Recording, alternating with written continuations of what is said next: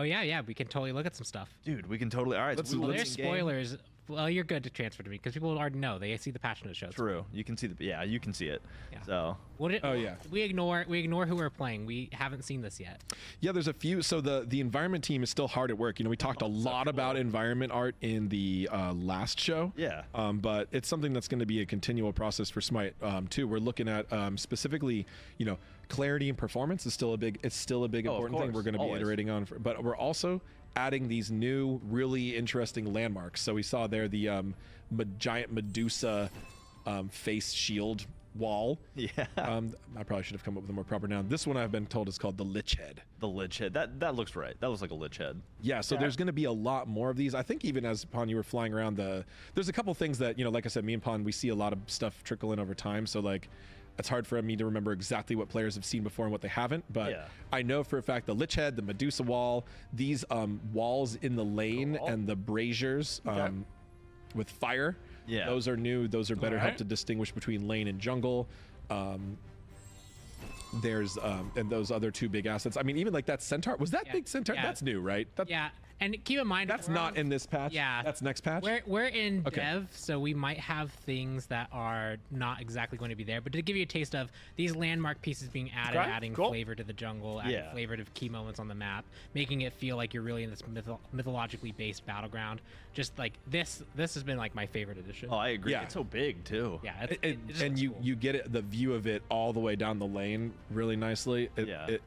It adds a lot. So as people were giving us a lot of feedback about, you know, kind of just rocks and trees, right? And they were right. We were starting off with a basic setup, but now we've gotten through a lot of the core foundational elements. Now we're adding those really cool, new, exciting landmarks. And you even get a spoiler of ones for the jungle camps that's coming next patched. Yeah, next patch in the future. So, and right here says Gold Fury pad rework as well. Oh yeah, I forgot about that one. I wasn't sure if we did that one already. There was, I think, a minor rework in CA1, but yeah, it's been reworked again to be even more clear. It's a very high combat zone. Yeah. Previously, it was a lot more noisy, had a lot more stuff going on here. Like but a pool of gold, and that added a lot of noise texture to the ground, which made particles difficult to read against. Yeah. Right. So this one's been cleaned up even further and included some more specific of those cool, like, underworldly, demonic type symbols and themes that the Gold Fury has present on her character model. Awesome. Well, looks great. So next up we have looks like a returning camp to the map, the Pyromancer. Yes, a new objective to Smite 2, the Pyromancer. We got a lot of feedback. That's the Griffin thing I was talking about, by the way. I saw the Griffin. Right. I think that was already in CA1. I think I have to actually kill these things first, right? Yeah. Bye-bye. We don't have Pyromancer spawned on the map yet, sorry. But you know the Pyromancer. You know it. You love it. The Pyromancer. We got a lot of feedback. The bots are immune to damage. The a lot of feedback that the sort of like mid-game was lacking another objective, and that even with the Nagas in place, there was still like, oh, you're gonna wait the whole time, Pon. We're gonna. So we really needed something else to help bridge the gap, and this is just a really successful and beloved mechanic from Smite 1. So this one's in Smite 2. There's the general mechanics of it are going to work mostly the same. There's not really any major changes. So defeating the Pyromancer will give you the Runic Bomb and will grant your whole team golden experience. The Runic Bomb you pick up with the Interact key. It's put in one of your consumable slots. You can only have one runic bomb at a time. When you place the runic bomb, it has 2 seconds before detonating, and then it deals 1,000 true damage to structures, minions, or jungle creatures, and it reduces their attack speed. Or if it hits an enemy god, it deals 300 damage and knocks them up. Nice. The runic bomb also has health and can be destroyed before it detonates by enemies. So pretty much the same flow what people are used to in Smite 1. The bomb is a little... Is like a really big deal for bridging the gap between the mid game and the late game. It adds a lot of value just with to the addition of the fourth Gold Fury that shuts down towers and stuff, you know, like so it's a really better than powerful strategic nothing, element, but and it's a little another exciting thing to do on this conquest map as we continue to grow with it. Always love a good siege objective. Cool. So moving forward from there, we kind of have a couple changes that are going to fall under the blanket of objective tankiness and gold values. So things like towers and phoenixes, right? So like, we're doing some pretty heavy balance. In this patch, we're starting with the map, but items is going to have a lot as well. Oh yeah, quite a lot. But overall, the state of Smite 2 in this first alpha, it was like hyper paced, super low TDK, super bursty, very super hyper fast paced gold gain. Yep, it was, which is exciting to a degree, but some of it was being pushed a little too far. So one of the things we're talking about here first, and we'll get into the items and gods as we go, but starting with the map, which is a lot of times when people are talking about TTK and burst, they discuss mostly just items and gods, but the map has a really big impact on that as well. Usually when you're gaining gold much faster than what feels like the general usual Smite balance between gold and XP, you're getting gold faster, everybody is more lethal. Everybody is going to be dealing a lot more damage. Their item scaling's online, but their base stats aren't catching up, those types of things. So it makes, especially squishy v squishy combat, and there's heavy gold inflation, is everybody's dying really fast. Yeah, no base stats to protect you. Okay. So we have a variety of changes here to make objectives on the map more challenging. So those are going to be harder to kill, slow things down a little bit, and we're decreasing the gold value from a lot of things. So just to go through it all, like I'm not going to read every number, but towers, tier 1 towers, tier 2 towers are going to have increased health and increased power. So they're going to deal more damage, going to be more lethal, harder to dive, and they're going to be harder to kill. Tower bounties are going to be worth less gold. So those are the new mechanic where the little orbs fly off and you pick them up. I love goblin those things. I know, right? They're so good. Yeah, it's like some so classic rewarding. like Pac-Man level satisfaction from gaming. But those are going to be worth a significantly less gold. From 30 gold to 15 gold per the gold bounties, and from 80 to 30 on the blue bounty, which is the final one. Okay. That's over a 50% reduction. Tier 2 tower now grants a different amount of gold bounty, so it's worth a little bit more than the tier 1. So even though it's a heavy nerf, the tier 2 is like slightly less of a nerf than the tier 1 is, I guess, you can think about it. More valuable stuff. Yeah, the Phoenix health is increased, Phoenix protections increased, Phoenix power is increased, and Phoenix penetration increased. Wow, so big Phoenix more buff. Scary too. Fire Giant harder to kill, increased health and increased protections. Naga Queen increased health and increased protections. Wow. Minions in general. Minions. Yeah, this is the spicy ones here. Minion starting gold rewards decreased. That's where we're going to get the main influx of that bloated gold across the map. It's just earning money off minions right away. And we also were finding that oftentimes junglers were falling behind in gold, especially if they weren't splitting waves. Okay. So that should help the jungle be a little bit more on pace. So the minions are getting the bigger decrease there, but the jungle is also getting a decrease. It's less about a jungle because this is sort of like a contested lane objective, but specifically the gold Cyclops camps are also going to get significant. I'm about to say it's a bit of a buff to the jungle. That is the cash money camp. So. If the jungler camps are not really heavily getting impact Snowball. Yeah, Snowball was a little out of control. As you know, when you have so many things brand new, we would see this at the start of every new Smite season. Yeah. Snowball goes way up when a lot of people are learning and a lot of things are new, a lot of mechanics are new, a lot of balance is new. Yeah. So this should make a very big impact on the pace of the game. That's a great set of changes, and though, it's going to affect time to kill and bursting. Great set of changes. We're still going to address that additionally. Very exciting in items, but awesome. Wish they would have started with this stuff instead of the like item weird laundry list of things, but that's no okay. Huge blankets, a lot of very specific targeting fix it stuff. in post. So that all sounds really good, and that does it for the Conquest map. But Arena has some things to talk about, and we're starting off like we did with the Conquest map, talking about environment art. So there was, I think, one change to the Arena environment. Oh yeah, we toned back down the saturation just a bit. Okay. Because as we were sorting through that feedback, we found that mostly that had been geared towards the Conquest map. Yeah. The Arena map was already in a pretty good spot. So that saturation was maybe a little too pushed. So we're just walking it back a tad. Yeah, that's what I saw people say overall. Like, looks good. Turn the saturation a bit. Yeah, I remember hearing that I didn't hear it until CA1, but a few Arena mains and ambassadors and their friends specifically said it still felt a little too saturated. Just a little too saturated. Which was funny because it was like first it was like not enough color, then it's too much color. But it's like no, that's how iteration works. That's how game balance works. It's like the art has to go through the same process. Yeah, it's the Goldilocks process. All right, so cool. Next up, we have continued arena changes. The setup time is being reduced just a little bit. Yep. Get the game mode started faster. There you go. Nice and easy. And after that, the basic tutorial, which we'd already kind of talked about, is just mentioned here again. The tutorial that we talked about earlier is in the arena mode, so you can hop in, play as Neath, and learn the absolute basics. If you have a friend who's never played, it's a great cue for them to jump into and have a wonderfully narrated experience. So awesome. We'll just continue moving forward. And actually, this next section, this next section too, I think that we might need some help talking about. Oh yeah, queue up Max. I was gonna say I'm prepared to talk about this one, but I would love to have Max on the show, and he's gonna talk us through the next. We've couple got Max on sections the as well. show. We're talking about ranked or matchmaking, Max, basically. the numbers cruncher, should be joining us. Or We know everyone's hungry for ranked and matchmaking updates. So Hello. Yo. Ajax really needs to turn off my guys, how's it stream when going? he's trying to do the match. Oh my god. You know, Sorry. he's gonna get distracted. Happy to be back on. Happy talking about some numbers. We got a lot of out-of-game game systems to chat about. Yeah, well, I mean, and I think we should just dive right into it, starting with the role preference system. So that's new in here. Yeah, no, we completely reworked the role preference system for Smite 2. Kind of teased this already quite a bit, but when going into Conquest now, players are going to rank their roles based on like most preferred to least preferred, so 1 through 5.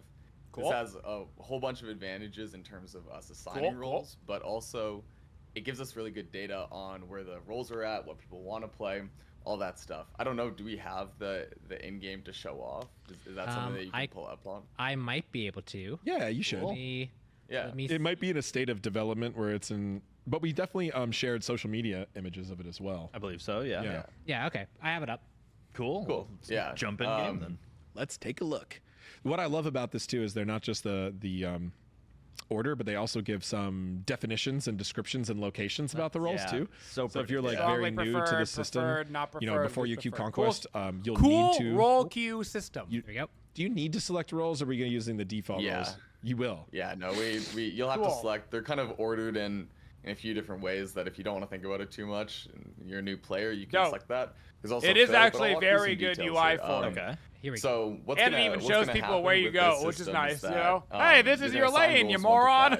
And if you don't get a top 2 role, you're gonna earn an amount of priority for your next match. Okay. And that, in terms of like getting the most priority to the least, if you get your very bottom role, you're gonna get like high priority for the next match. You should be almost guaranteed your top role or top 2 at least. If you get your 4th role and then your 3rd role, those are kind of the same. But then also, if you decide to queue as Phil, you'll also earn a bit of priority for your next match as well. So if you don't have a specific role that you're interested in, but you kind of maybe eventually want to choose to play middle or support, for sure, you can queue some games with Phil, and then you can set your role preference. Good feature. Afterwards. And if you click that Phil pawn, you can see your preferred roles there above the queue. Or you click Phil. Phil, also known as support, bro. Queued as a Phil. In my ranked games, Phil means ADC right now. Show your current status. Nice. It's very strange. Yeah, I think this such a hyper carry role. Nobody wants it. We should show on the UI whether you have priority for your next match. I'm not sure 100% if it's in yet, but if it's not in, then we will eventually show you. I've definitely seen screens where that's in progress, so look out for that. And yeah, the role definitions here are really good. So even if you're a relatively new player, you're coming to the game, when you try to queue Conquest, you see the screen, it lets you know that this is a role-based mode. You should order your roles, and you can kind of get a quick rundown of how each role works right here. Just introducing the system like that is really important. People are still, if you're truly a new Smite player where you're not necessarily going to retain all this information, and we're going to be working more to help them, guide them when they get in the match. But just having multiple places where you're kind of reminded and introduced to it over time is really good for actually building those skills. Yep. Yeah, and I mean, I've talked to some people who have said that getting this system up and running is kind of a stepping stone for a variety of other helpful systems, especially for new players that we'll be able to continue implementing now that this first one is done. So it's a stepping stone to a lot of other really cool things. Very true. Cool. But awesome. Thank you for that, Max. But we have more that we need to hear from. Moving on to ranked conquest. So there are some updates in the ranked conquest world, huh? Yeah, we do. We got a lot of stuff going on with ranked. All right. I'll preamble a little bit, which is just that the first patch. We got a lot of really great information from. We got some great data from it. Yeah. But we're making a few pragmatic changes that some of them more long term, some of them more short term. But a lot of great stuff came out of the first one, but we obviously encountered some issues as to be expected. Of course. So right into the changes, going into the second patch here, we're going to be changing it up. So players will now be able to queue for ranked conquest in a party of size 1, 2, or 5. Solo players and duo queues will be back into the same queue, and then full parties will only play against other full parties. Okay. To give a dev note to that, we're internally very committed to making a really successful solo queue option for all players. But at the current, state of we're in an alpha, our population levels per regions, can be pretty varied. And we actually identified certain tech that we just need to make sure that solo queue and party queues are successful. So we're going to start developing that on the back end. In the meantime, we're going to shift to something that can be a bit more sustainable, get the 2 most common ways to play ranked, solo and duo queue, into the same queue again. I mean, that's also and then just one of the most common pieces of feedback was that 5 stacks have to be against 5 stacks. Yes, we thought that may be the case, and then the data started to come in. And even if you exclude like the SPL teams that were running down 5 stacks with insane win rates, 5 stacks they win too much against anything else. 5 so stacks we're win keeping too much those against each other from here on out. So got some great data. We know what we need to do moving forward, but we are making a change that's a little bit more classic. But we're going to keep the 5v5. And as a note for the 5 stacks, queue times, matchmaking, it's gonna be varied. Like, we don't have enough. I think that this is a good for that to be a. It's a good change for now. Established mode. Especially with the player base levels where they're at. Like, if you have 4 friends, it's just not realistic. Competitive game of Smite together. Queue up, see who you play against. You can do it for rank, and we'll see. We'll monitor that and see where it goes. And one last kind of like base change for rank conquest is that time to select a god in the draft screen, we've lowered it from 60 seconds to 45 seconds. So we're trying to get people into games faster as well. We got one other kind of pretty major change to the rank system. However, there is still going to be a solo queue coming. I don't think that there's much in-game stuff to show off with this quite yet, so you kind of just have to look at me when I talk about this. That's okay. But yeah, we're gonna be introducing an elite ranked queue, and this is something that we were designing on the back end for a minute, but we've kind of moved it forward because we think it's going to address a lot of issues we have going on with matchmaking and making sure that the best players are playing against the best players and making sure the best players also aren't playing against brand new players. So what elite ranked conquest is it's going to be a separate queue that you unlock when you hit diamond rank, so 3200 SR. This threshold can change in the future. It's a solo queue only mode, and for players above that rank, that's going to be the way to earn SR and compete on the leaderboard. So there's going to be details. I would go to the patch notes to read the specifics of it all, but elite rank conquest is going to be the solo queue, elite queue that we have set up for our very top players. We expect those games to be highly competitive. We're going to be monitoring that a little bit more closely than, say, the regular queue. Make sure that matches are going. Basically, they're talking about almost separating the queues into I'm jumping ahead to something else. If you're 3200 and above, use this queue, and if you're below, use this queue. Leaderboards ready to show off? I do wonder about queue times. They might be empty with data. Depending on dev I do wonder about if all of a sudden the elite queues will be 40-minute queues, but the idea's cool. They do have dummy data in it, but there is dummy data. Show off the dummy data. I think I generated the dummy data. Yeah, let's see it. It looks nice. Player name 1 really lives up to his name. That's true. Player name 1 goes crazy. 9,775 wins already. That's some no lifer. He's dedicated to this fight. Yeah, so once you the in-game leaderboard, it's going to show off the top 1,000 players, and then it'll also kind of show yourself and an estimated rank down there. And we got some cool more information going into this than we've had previously. Oh, that's fun. You see on the right, you can see wins, losses, most played role, okay, that's fun. And also their most played god is alongside. I'm digging it. I'm digging it. True. Hey, yeah. Hey, anything's possible in Smite 2. Refreshes every 30 minutes currently. Okay. The dummy data is great. The dummy data. The dummy data is really accurate. So for players who really want to compete on this kind of top 1,000 leaderboard, the kind of general idea is that elite rank conquest will kind of encapsulate the 1,000 players that qualify for this leaderboard. So it's something to earn and unlock. You can lose out of elite ranked, but you have to drop another rank tier below. So if you are diamond, you'll unlock elite. And if you fall out of platinum, you will lose elite. So you'll have to re-earn it at that point. Fine. And we've also made a bunch of changes to skill rating calculations. In the first patch, there was a few bugs. There was just some straight up issues. You're welcome. Reduction rules weren't working. I'd show people towards the patch notes. I made a chart for people to look at how high you are all the max welcome party rating and like skill rating and for how some low of it can those go skill before you rating start bugs running getting into fixed issues. We because don't my have, account was all the UI used and work for that quite yet, so you as a guinea refer pig. to a chart I made in Python. And, You're welcome. And yeah, so we Never got a say I whole, didn't do anything for ya. Set of things coming to ranked. We're gonna be resetting all players above 4,000 SR back to 4,000. Okay.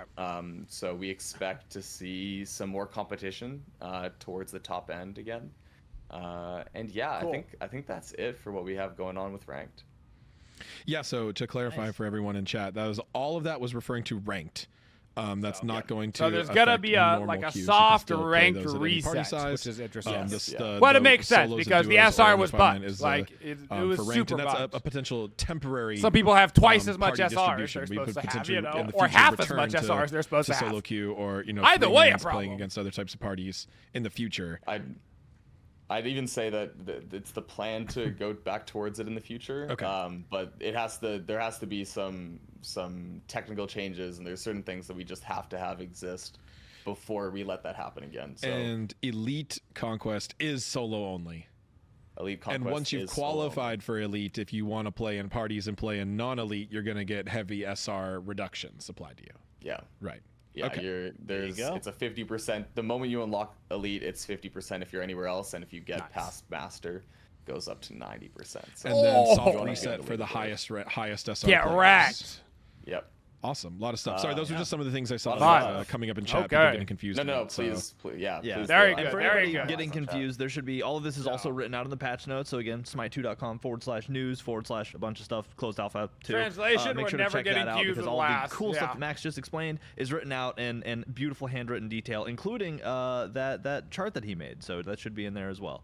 So, but yeah, really cool stuff. Super excited, Max. Thank you for joining, and once again, this is explaining good. all this. This patch is giving me confidence. This is a solid amount of stuff so far. Sorry to cut you off. In one patch. I This is good. just want to give people this is a good pace of development. General for it. This is good because I know that this section in the patch notes, I think it's called ranked matchmaking. We've made a lot of progress this kind of past, especially this last week, on matchmaking features. We're still not matchmaking based on SR, but those features are accelerating. We're going to keep people in the loop, but yeah, we got some exciting stuff coming up. Just wanted to put it out there so people know that work is happening and work's happening fast. So when people say fix max making, the answer is we're working on it. We're working on it. It also means max making means talk to anyone but me. It means talk to these guys on the couch, DM them. Yeah.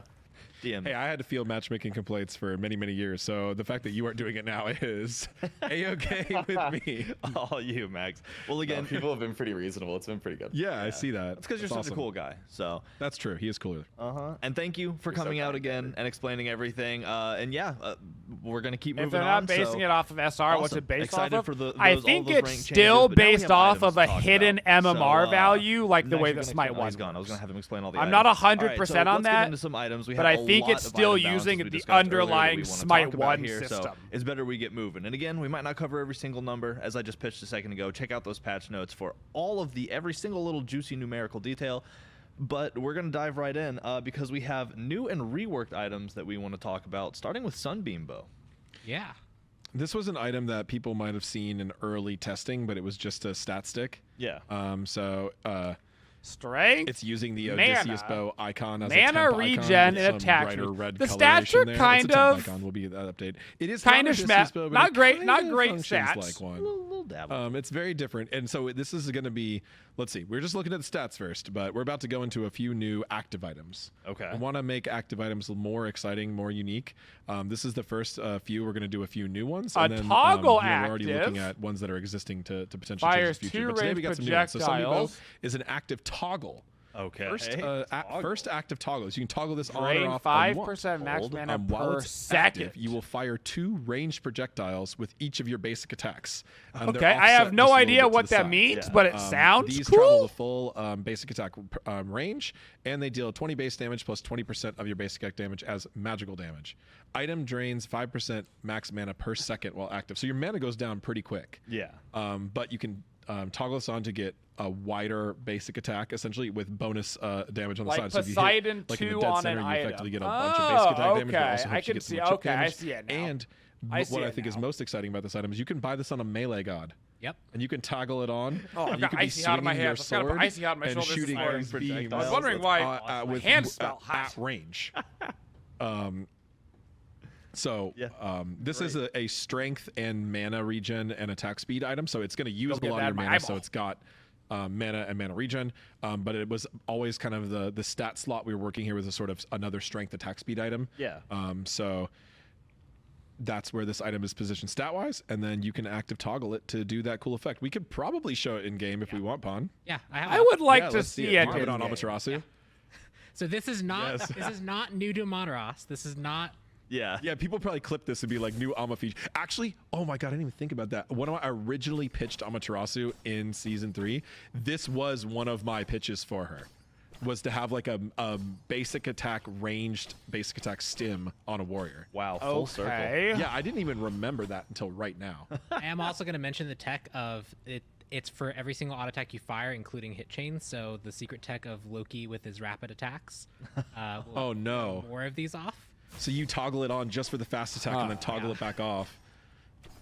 But you can see I actually drain my mana really, really quick. Yeah. You do drain your mana. So you got to make sure you're managing it well. Yeah, that's like a big team fight scenario. You're like, all right, it doesn't matter if I keep mana after this. It's win or lose. And it's scaling off your basic attack damage, which means it's going to scale off strength and mostly strength. Yeah. And some int. So, building this on that's going to be one of those items that, like, you just have to test, and it'll either do so really cool much crazy damage that it's OP, or, can now have range. It'll be like, oh, why not just have another crit item? You know what I'm saying? That's kind of the vibe that I'm getting. Item coming up here that also utilizes that feature. Yeah, the toggle tech is very exciting, and let's continue talking about it with Eye of the Storm.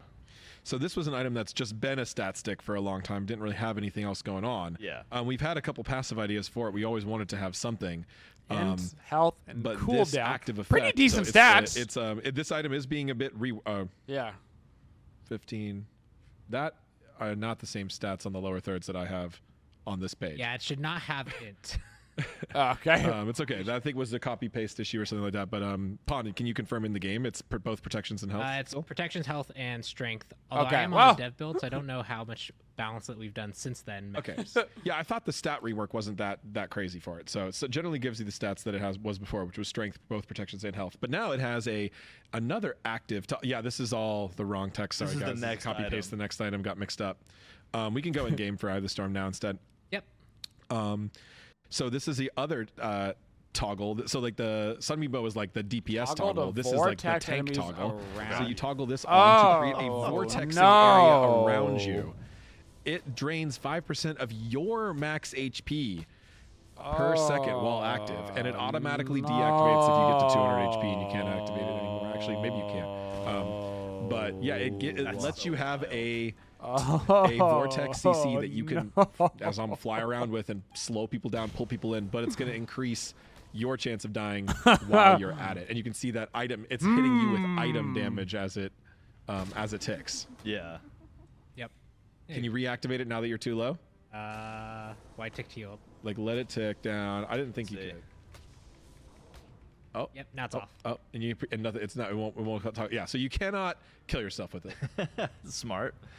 Another very cool item. Man, these toggle items are going to go so hard. Yeah. So we had. That's a spooky ass item, bro. Activate on a long cooldown. The other item scares me a lot less than this one. What we think are more unique applications. A lot less than this one. This one's scary. Opportunities to adjust in the future. The oboe is basically like have some more damage. We have a lot of cool There's plenty of ways to get more damage. So the utility of this is nuts. Back on them and go from there. And we have to be fair, HP drain is a crazy negative. True. This is a crazy new item that we haven't seen negative. any iteration before in Smite 2 before. All right, it's called Lifebinder. You might have seen the stats for it somewhere. Right, we did just show it a second ago. So this is a medium or even a little bit cheaper gold item. It's a low int, high health, and cooldown. Okay. And this has an that item that has a good sends stats out a projectile that deals base plus per level damage. So this can work on tanks. Yeah. Work on tanks. Tanks effectively get a ranged poke ability from this. Or you could use this on a major, anyone, I guess. Yeah, anybody. When it hits a god, it'll deal that base plus per level damage. It'll also mark them for 6 seconds. And if an ally damages that marked target, it'll consume the mark and shield and heal that ally. Okay, very cool. Whoa. So like as a tank, you'd be like, "Yo, get them." Yeah. You poke them, you mark them, and then your DPS can, your jungler can dive in and hit them, and they'll get a heal and a shield for hitting the target you marked. Yeah. And getting kills or assists will reduce the cooldown, so you can continue using that. Okay. It gives you a bit of like a backliner support. Yeah, for sure. Feel, as well as some playing around with melee and ranged diversity, which usually like gods who couldn't poke. That's now have interesting. An opportunity to poke. It's been a really fun item in playtesting. Interesting. Can we check it out? Yep. And again, I will mention we're in dev, so I actually think some items are starting to get a VFX pass, so you might see some stuff that you won't see exactly in the same way. But all items in CA. Does it also work? In a effects. It can proc on multiple people too. That's super duper. Let's see the full range of it. Can you back up a little bit so we can see it? How far? Oh wow, that has quite the range. If it goes through people, then it probably also goes through walls. Yeah. That's a fascinating item. It looks like at least currently. And you can see that I have the mark on them, and then right now that it isn't consuming, but it will consume. And so when I actually consumes in the Alpha 2 patch, it consumes. Yeah. Well, it looks very good, very easy to identify as well, and yeah, super cool. I mean, that'll be a great dual item for boxing. You know, you set up that against the enemy god, and then you go to trade, and you win those trades. So it's just fun to shoot. Yeah, no, I mean that's like it is really fun. It's a low cooldown, 50 seconds. Lifebinder, Guardian build, maybe. I don't really know maybe who a meta you thing. put You it can get on, even but more it's additional maybe like an Athena damage. Athena likes the cooldown in the end. Really cool, maybe she can get away with it. Like you taunt 3 people and then hit them with that, and then your team follows up on the damage, and they get heals and shields. Yeah, we wanted another. This is heavy strength, but with a little bit of health. We wanted something that was kind of aggressive, could flex between warrior or jungle. Yeah. And it's got a really unique passive here where what? The passive only works in the jungle. Damaging an enemy god with a basic attack while in the jungle slows them and reduces their protections. Yeah. So this is a really powerful leveraging item. So if like the other junglers really bullying you, you can opt into this to maybe counter them. It's like maybe prevent them from invading if they've been spending a lot of time in your side of the jungle. And if they don't have it, you'll be at a bit of an advantage in the jungle. It's almost like Bellona's passive when she came out. That you with her like level 1 Bellona on release with a tier 2 Frostbound running at you. Smite 1 that we liked a lot when we were brainstorming around those types of things. We wanted something a little bit more weird though, active. I don't actually know if it's good though. As opposed to the Protector of the Jungle was just on. Yeah, it just affected everything. 50 strength and 100 health is like fine. You just trust it was good. But this one you only works in the jungle. Interesting like counterplay to it, whether or not starter items are very the restricted stats are schmet. They're very telegraphed. Which means if you're not in the jungle, you don't know if someone might you've been maybe winning all of your fights 1v1, you're kind of jungle missing jungle a in the slot. jungle, and then all of a sudden one of them shows up with this and changes the whole dynamic of the fight. Yeah, they buy the I own the jungle. It's really good for around Gold Fury and Fire Giant. Another really cool item. 4 I guess it's gonna depend. Items for this patch are reworked items. I mean, the ones before were essentially had. It's gonna depend on how the other changes to Conquest affect the game. Like, are most of the fights that are deciding the game around the Gold Fury Fire Giant? That would be really strong. Or are most of the fights that are deciding the game like becoming Phoenix events? In which case, it's not that good of an item. You know what I'm saying? We're just doing some general balance to try to get them all feeling like they're closer together in overall power level. Okay. So there was one that everybody was saying was really, really, really OP. Yep. That's gonna get nerfed. Sunder's gonna get nerfed. We'll get there in a second. Yeah, we'll get there. Grand finale. Good. Combat Blink, everybody still loves, and a lot of people are still like saying, "Don't nerf it.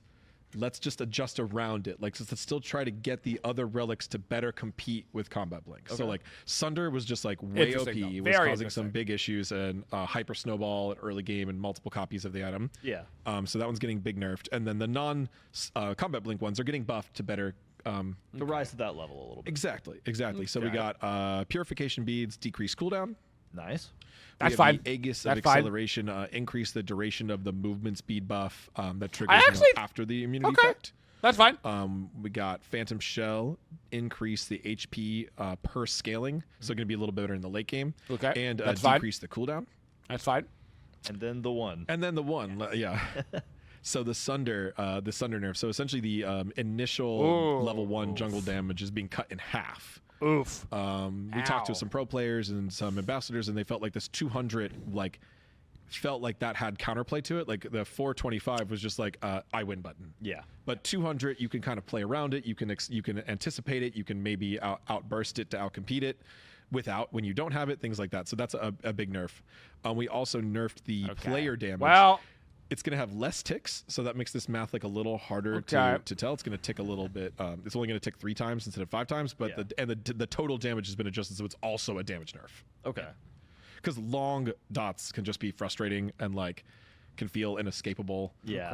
Interrupt you and things like that. So like, as long as it still does 1k damage to the Gold Fury and Fire Giant, it is still a mandatory pickup for objective security, which is really the reason to get this relic in the first place. Especially when we're talking to people, the kind of invadey style of play where you're having to defend your jungle and people can start in different places. People are enjoying it. Just this made it too easy to just be like, I default win because I got there first and I had the button.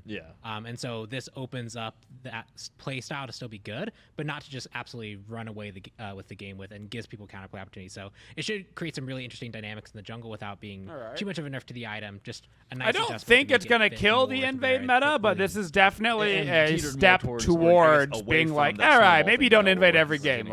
So this was a big contributor to the snowball. Thing, yeah. Awesome. Well, we have plenty more to talk about, and on to consumables now. Starting with the health chalice. Yeah, Health Chalice has mostly just no. Fixes, the Sunder right? doing 1k to Gold Fury and Fire Giant did not use any of the base numbers. It gets hard set to 1k at level 10. Fixed an issue where it was actually only giving you 2 charges of healing instead of the 3. And we'll see if it still works that way. The stacking rules. So those are going to work more like Smite 1. So Health Chalice will effectively stack with Health Chalice is fixed. And potion stacking rule. So I mean, you can't have double healing going at the same time. That's not allowed. Yeah.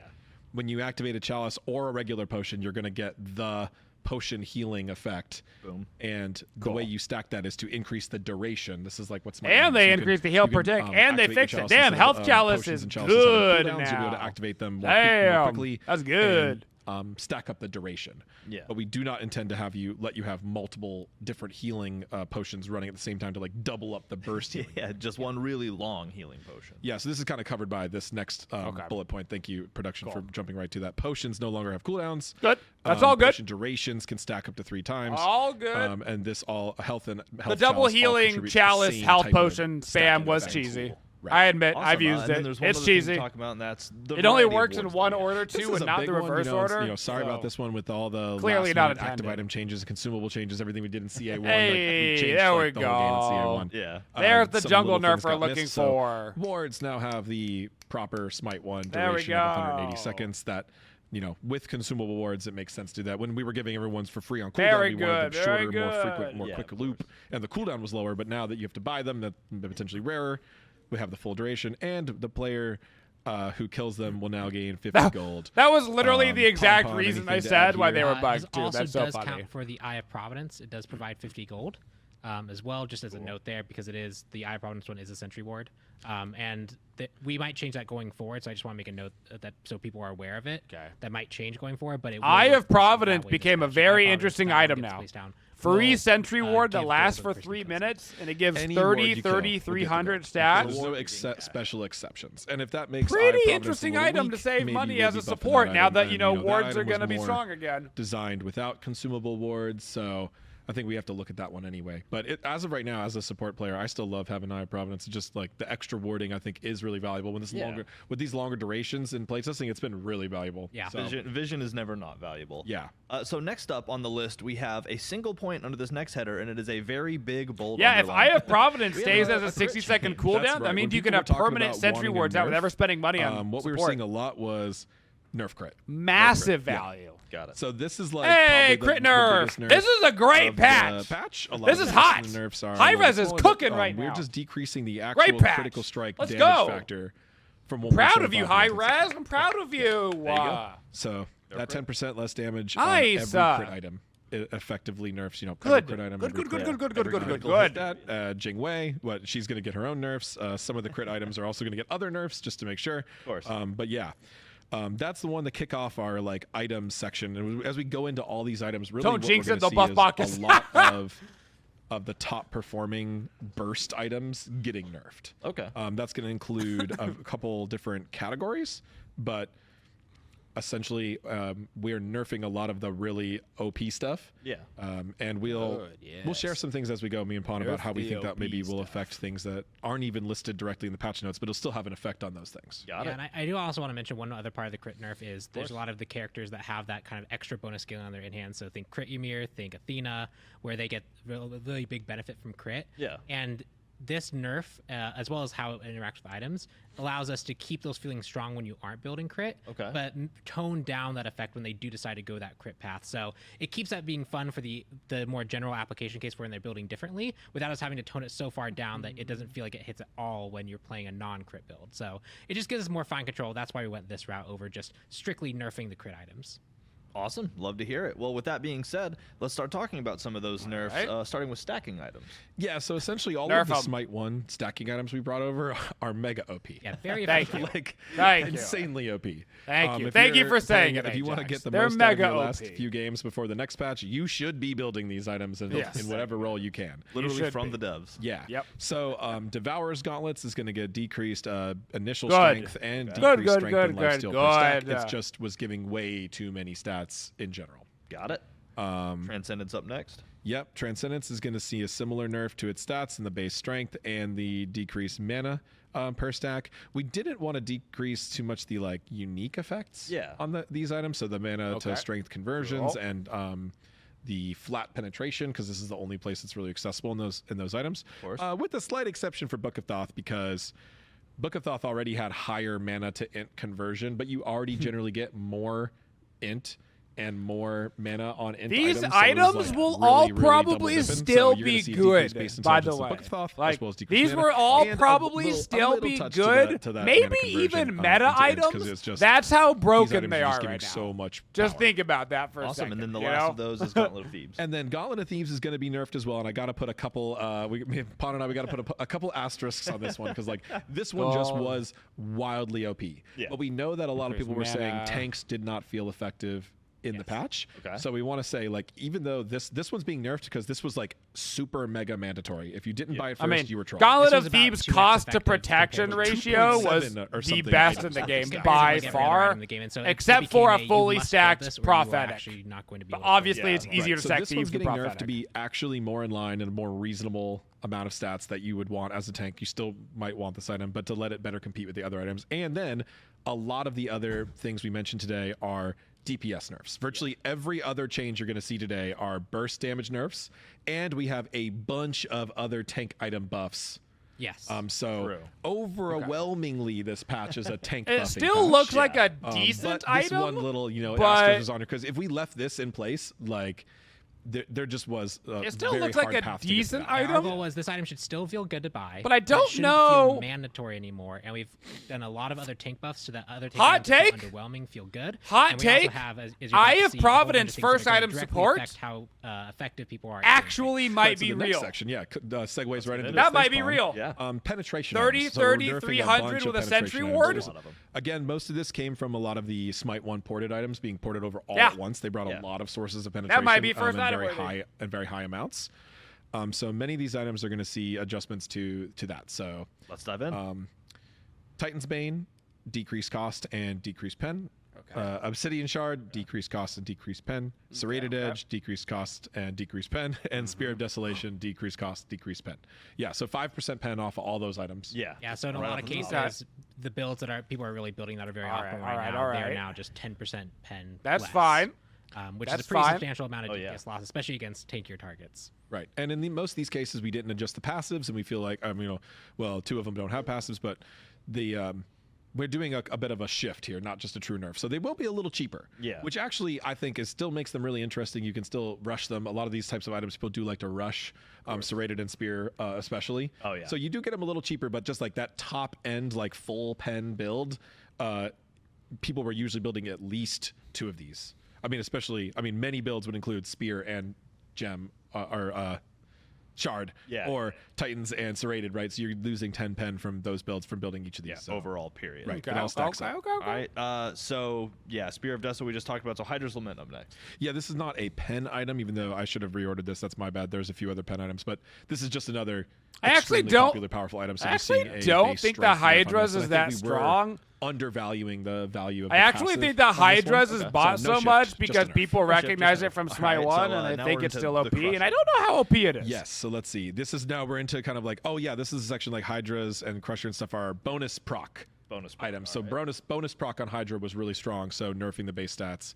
Crusher bonus proc is really strong. This one maybe not as strong as it's been in some historical Smite metas. Pon. So just Crusher is OP in the context of full proc are out there. That one doing work, lurking. Yep. Speaking the combination of procs all together. Heartseeker. There you go. Yeah. So it looks like what 3% to 2%. It's only 1%. HX is not very big nerf, but it's like it's 33% of the total items damage from that. Right. Yeah. It's a pretty large reduction. 1/3. Yeah. This item was putting up numbers. Yeah, we were seeing builds where people were largely like just Loki decoy, and they did a metric ton of damage with all the procs, and that should be a lot more reasonable now. I've heard of a guy that did that. Pretty good, but it shouldn't just absolutely destroy someone walking forward. Right. So as we see, like we get to the future, there's not a specific Loki nerf. Yeah. That's because we felt like he got hit so hard with a lot of other anti-burst stuff, map pacing stuff, snowball stuff, and these items, so he doesn't have a direct targeted nerf, but there are still some gods who do. So Loki just felt the one who was like most susceptible to all these other changes, so he doesn't have a targeted god nerf. Yeah, no need to kick him while he's down. So Demon Blades. We'll see. He'll probably sneak back in as he always does. I saw a lot of the top ranked players grinding Loki for sure. It is Loki. Loki's been one of my mains because I've been maining jungle and he's been really good too. So. Zeus. All right, moving on to a few of the crit items. Like we know we nerfed the crit damage, but also we felt like the crit items were just giving you a bit too much of everything. Yeah, so like Demon Blade. I'm good with all these. I'm good with all these so far. And Musashi's. I have no complaints about any of this balance. You know. Passive. Yeah. Cool. Crit you need to kind of build around, but getting so much of everything really makes those builds just like too strong. No brainer. Yeah. Too much stat with the crit. I guess I lied. We do have one other support nerf out here. Amanita Charm. Amanita Charm. The most, another super must-buy. That item was busted. Super powerful team busted. Item. So slight decrease here on the total all active effect. So from 25% healing we're going to keep iterating on the active items, looking for the right place, the right power level. But like, yeah, this one was also 17.5 like, super mandatory, right? At one point in one of the tournaments that we see like the 4 mushroom team or something like that. A solid build path. So still a decent item. Yeah, it's the tears with the gun meme. Still it's a decent item. Yeah, right. All right, so nothing wrong with it. Yeah, I put this one on here because this was like terrifying some people, but like in the game when you looked at Warbanner, which is the upgrade of Warflag, it listed the same exact stats as Warflag. That was not the case. It was giving you the same stats as the other upgraded, the Heroism starter. Yeah. It just listed those stats wrong. So this is technically just a bug fix, but there was a lot of people out there who were like, Warbanner sucks because it doesn't get any stats when you upgrade it. It just changes the passive. But no, it did all along. But a lot of people thought it was like nerfed intentionally or something like that, or they weren't sure. So I wanted to put it here and make sure we reiterated it. Yeah, it was a UI nerf, but we undid it. So yeah, we're not doing too much starter item changes, today, Pawn? We have Bluestone coming up next. It's definitely something we're going to look into in the future. But the one that we heard across the board was like overperforming the most was Bluestone. Yeah. And the upgrade. Yes. Right. So like we didn't want to nerf Bluestone and buff Axe and like create like an overcorrection. Yeah, kind of a, we're also like globally affecting pen with all the pen items is a pretty big game change, as well as crit. There's a certain amount of let's make sure that we're hitting. This is a pretty big patch, man. There's a lot of variables. This is bigger than I thought we'd get. For 3 weeks, I'm impressed. Of our next steps. We have heard that Axe maybe is still. I'm impressed so far with all these changes. Plus, we know we're getting new on AMA at the end here. Like this is good. And we'll want to. This is very nice. Look at some of the other starters and see if anything stands out. As 2 stacked in one item's favor in each of the roles, because there's pretty clean 2 per roll right now. Yeah. But yeah, this one for now. This one was the one that was outperforming everything else. This is making me happy like the the first and the second tier of the item, and then the final item that we're talking about in this section, Bloodbound Book, getting a little bit of a shift. Yeah, this is a shift, and we've seen a few more reports of other issues like this, so there'll be more of these, but we're trying to avoid issues where you could decrease the number of stats you get from upgrading an item. Because the new system makes that possible in a lot more ways. So Bloodbound upgrading an item and losing a stat feels terrible. In order to do that, feels terrible. And in order to get lifesteal is really powerful in Smite too. Oh yeah, because it's ability and basic attack lifesteal, and it works on magical and physical or whatever. So it's like it works for everybody. So the cost had to go up with that as well. And yeah, we know there's a few more issues of similar things like that. Shout out to the ambassadors for reporting those. So expect to see more changes like this in the future to avoid losing stats as you go. Awesome. Love not losing stats. All right, now the fun part, right, now, Pon? The fun part. We're in tank the buffs. Tank buffs. Lots and lots of tank buffs. All right, well, Pharaoh's curse be upon you. What's going on with Pharaoh's Whatever curse? you do, don't give protection-based damage. Going through this list. Yeah, please, go for it. We had a lot of underused items. We saw some underperforming items. Now that we're getting a lot of data from a lot of people really trying these things, we can really clearly see. And one common trend was, our tank items were just undervalued. They weren't providing what they needed to. Pharaoh's curse is a cool item. It's just creeping curse on a breastplate. 10 extra protections, just it's a cool item. Increase in the protections that it has. Its stats are a little lackluster, strength so debuff it's a little bit better. Effect has gone from 10% to 15%. Oh, so this should be a lot more potent. This is wild. That's a strong ass item now. Coming out from because it stacks twice. So that's a 30% strength debuff. It's got 50 physical prots and 10 cooldown. To 60 protection. Oh no! Nearly doubling. Okay, Spectral was actually already a good item. That's an overbuff. What they needed to. So that buff kind of that might kill crit. I think got more than the other stuff did. The least winning item. It was losingest tier 3 item in the game. Yeah, I think it was the losingest one. So this gets 15 armor as well as increased safe place to start for reflect damage. Yeah, I think I don't love reflect. I don't love reflect damage, so I kind of hope that this item's still bad. I just don't think reflect damage is fun in a MOBA. I don't think it is. Be a lot better off. I don't think it's a fun mechanic. Which is our next one.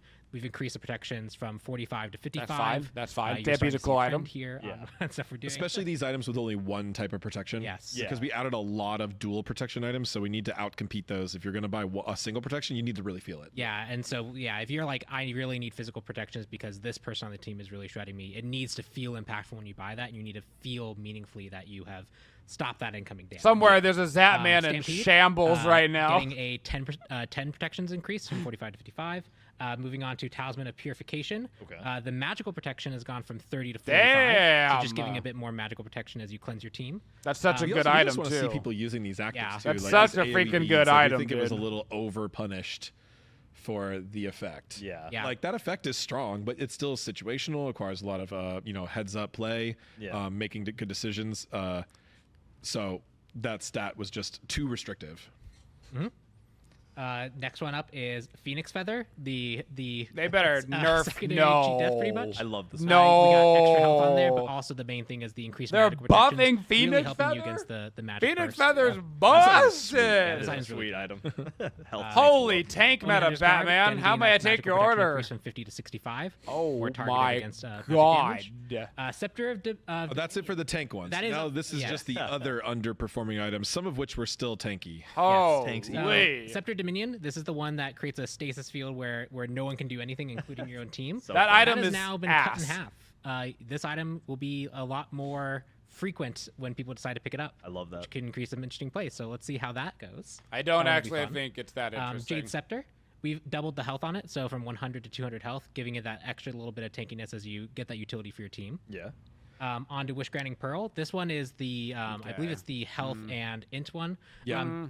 That combination of stats are just a little bit inefficient together. So giving it that extra intelligence so that it really stands out, feels really potent when you build it, and you're trying to play that kind of not so interesting compared to some of the earlier stuff. Awesome. On to Golden Blade.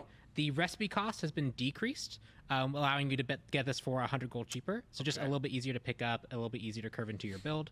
Golden Blade in Smite 2 scales off of the bonus damage scales off of protections. Yes. It really kind of leaned into making it like a warrior item because that's where we saw it a lot more recently in Smite 1. Yeah. Which will be better now with all the increased protection. So getting this a little bit cheaper makes sense because people always want it early game, and we had to kind of reassess the value of that passive. So like making it a little bit cheaper here without adjusting the stats just effectively tells you like we were trying to make the gold cost match the level of strength that passive has.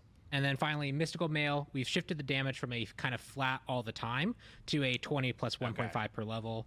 So you'll see this actually ends up being a lot stronger late game. Yeah. Significantly stronger late game. That makes sense. Early phase. By the time you would buy Mystical Mail in the early game, and then you would sell it late game. We did that quite a bit. Yeah, if you're picking it up like first item for some reason, then maybe not as good. But later in the game, but now in the late game, like 1.5 per level, and then you're just going to be a lot stronger from. So it's actually going to do 50 damage at the end of the game. 50 damage aura is actually good. But we have more to talk about still. That is not it. We have gods to talk about. It's not bad. Better to talk about gods than in the new to Smite 2 category, because I mean, we all like seeing new gods come to Smite 2. So as y'all might have picked up from us talking about it and us being in game as Amaterasu, we have 2 new gods coming, Amaterasu and Nuwa. But I guess we'll start with Ama. So, I already logged in. I know a thing or two about that guy. Okay, that's maybe not. Maybe not. And I can't believe he's not wearing his hoodie. What is wrong with you? What do you mean? She just can't be in 2 places. It was a busy morning. Okay, I'm sorry. Shows are on Thursdays now instead of Wednesdays. I'm not going to blame anyone, but we are in the Wild West. It's my own fault, but we love this goddess. So here she is. Yeah, Ama at last. Pawn's been flying around as her already. She looks great in Smite 2. She got updated card art, updated ability icons, so you can see a bit of that they made her so fast too. In the avatar image at the bottom left and on the mini map and the team bar. So then let's just talk about the kit changes, or I forget how do we do. We'll just fire off the abilities. Fire off all the abilities. Let's get the demo first. We'll talk about it. See how people notice stuff. Yeah.